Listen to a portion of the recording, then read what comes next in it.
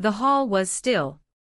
For hours, journalists had filled the seats, cameras had been arranged, and expectations hung in the air like a thick fog. Canada had grown used to speeches from leaders, carefully measured, filled with rehearsed lines, wrapped in polite applause. But this day was different.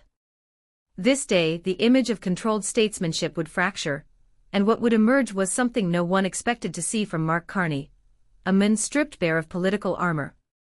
He began as he always did, composed and deliberate.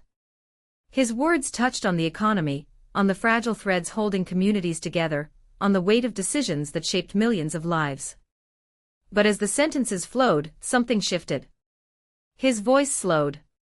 His breathing faltered. For a brief moment, he stared at the papers before him, and the room seemed to lean in, sensing the break before it happened. When the words finally cracked, so did the facade. His voice, usually crisp and commanding, trembled. His throat tightened as he spoke of families he had met in northern towns, struggling to keep food on the table while prices climbed higher than ever. He recalled speaking with a single mother who had skipped meals so her children could eat. He remembered the farmer who told him that the land he loved was no longer enough to sustain his family. The stories flooded out of him, not as talking points, but as memories that haunted his conscience. His eyes welled with tears, and in front of the nation, Mark Carney broke down. It was not weakness. It was not shame. It was the raw release of a leader who carried more than statistics and policies. He carried the pain of a nation. And for the first time in years, Canadians saw not a polished official but a man. The silence in the hall was unlike any silence before it. It was not awkward. It was not impatient. It was reverent. As if every person present knew that something rare was unfolding before them, the moment when truth overpowered politics. Carney's hand trembled as he gripped the podium. He tried to speak again, and though his voice was fractured, it carried further than any polished speech ever could. "I have seen the strength of our people," he said softly, the words strained by emotion. "But I have also seen their struggles. And tonight, I cannot pretend that the weight of those struggles does not rest here with me." He pressed a hand against his chest.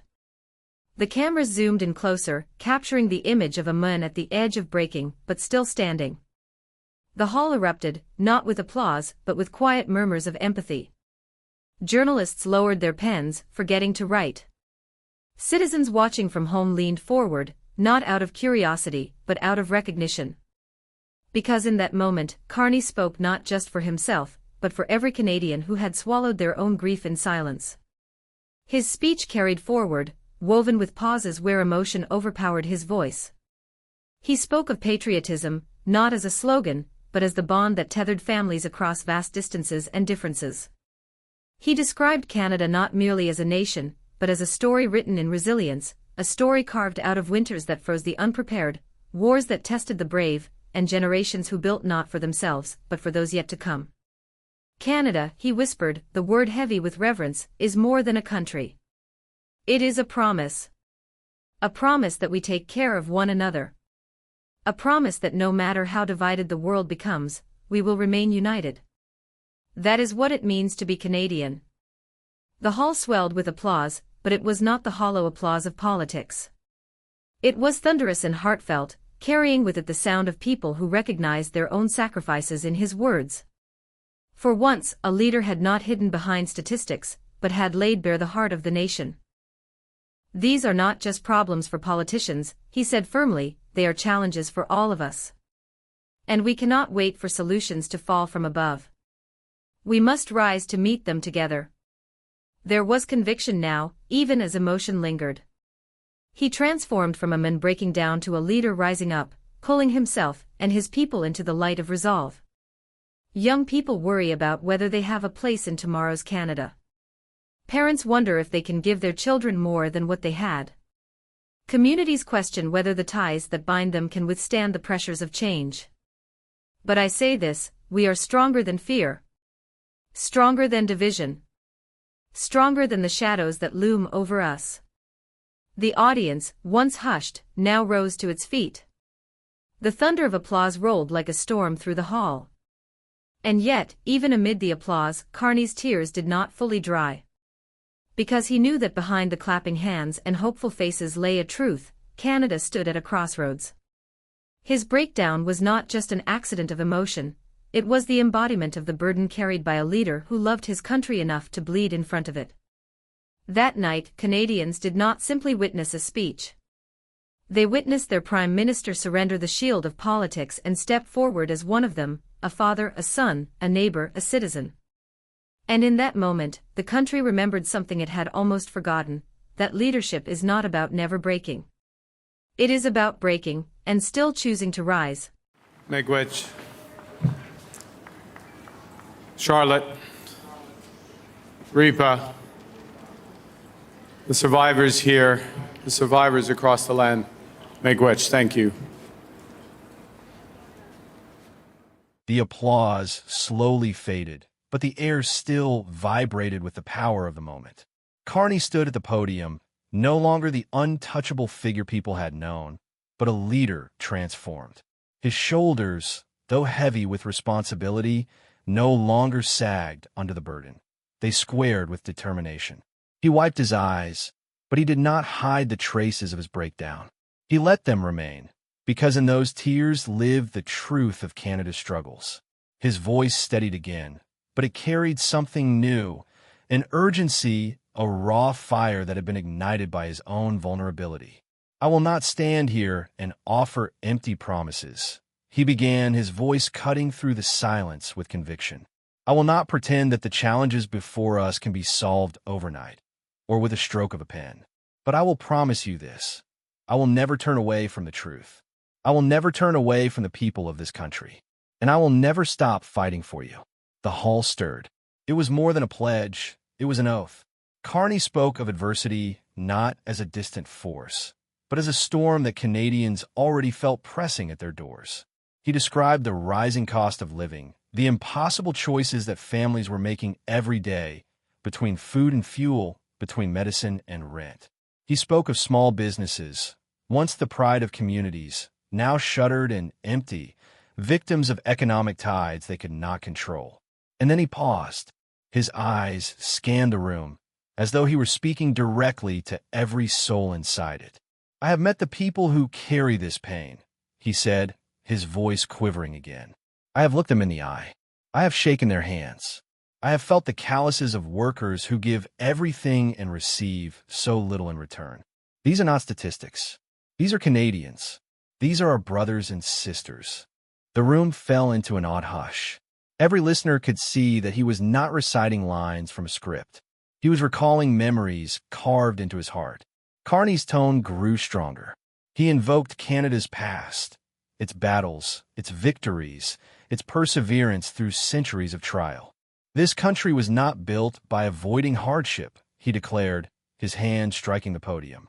"It was built by facing it, by ordinary people who rose to extraordinary challenges, by men and women who worked through the bitter cold, who fought for freedoms that we take for granted today, who dreamed of a Canada greater than themselves." The audience erupted in cheers, but he raised a hand for silence. His eyes burned with intensity. "But make no mistake," he continued, voice sharp with warning, "we are once again at such a crossroads. The world is shifting beneath our feet. Powerful nations pursue their own interests without care for ours. Trade wars loom over us. Divisions among ourselves grow deeper. And in this time of uncertainty, we must ask, will we falter, or will we rise?" The question hung in the air like a challenge. The silence was deafening, as though every Canadian watching at home was waiting, asking themselves the same thing. Carney did not leave the silence empty. He filled it with hope. "I believe in Canada," he said firmly, his voice no longer breaking, but rising. "I believe in our people. I believe in the strength of communities that never abandon one another. I believe in the spirit that has carried us through wars, depressions, and crises. And I believe that, together, we will overcome again." His words rolled through the room like thunder. People rose to their feet again, not in polite applause, but in roaring approval. It was no longer just a speech. It had become a rallying cry.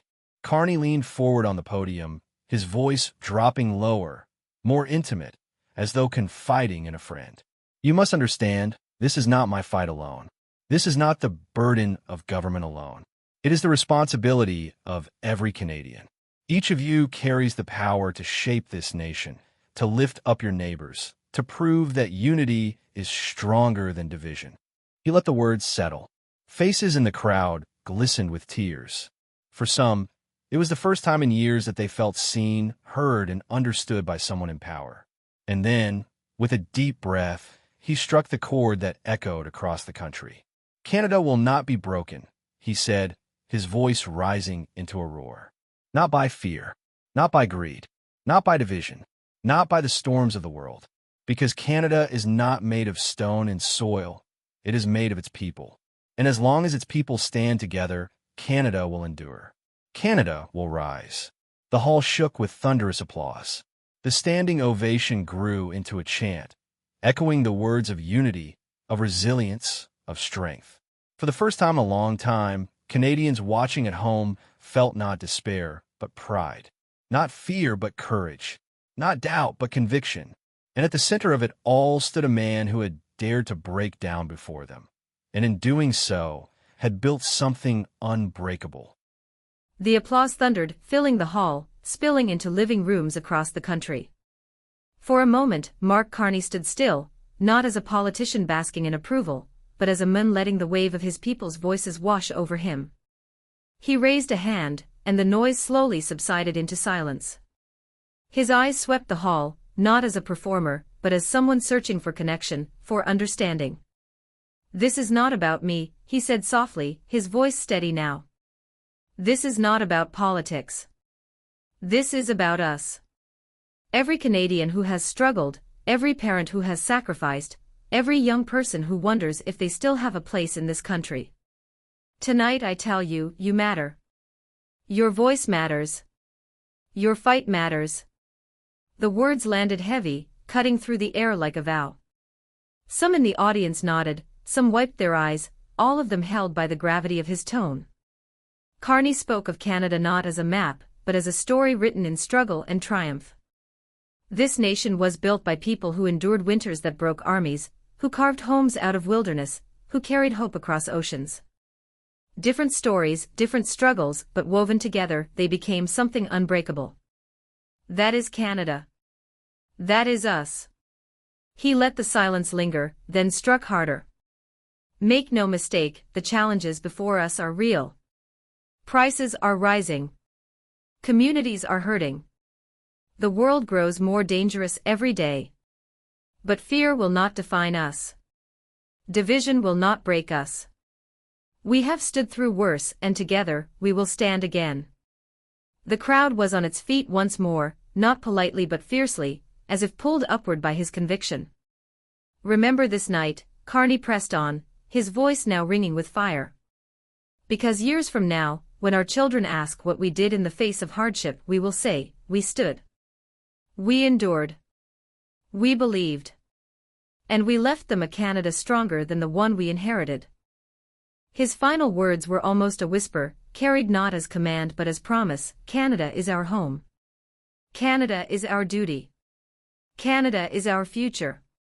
And together, nothing can break us. The silence that followed lasted only a heartbeat, then the hall erupted into a roar. Applause shook the walls, chants of Canada. Canada.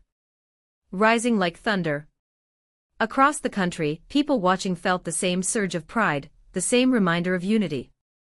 Carney bowed his head, hand pressed to his chest, letting the nation's roar carry him. Tears lingered, but this time they belonged not to sorrow but to hope. On that night, Canada remembered itself, not through statistics or slogans, but through the fragile strength of a leader who dared to break down, and in doing so, gave his country reason to rise. Canada debates.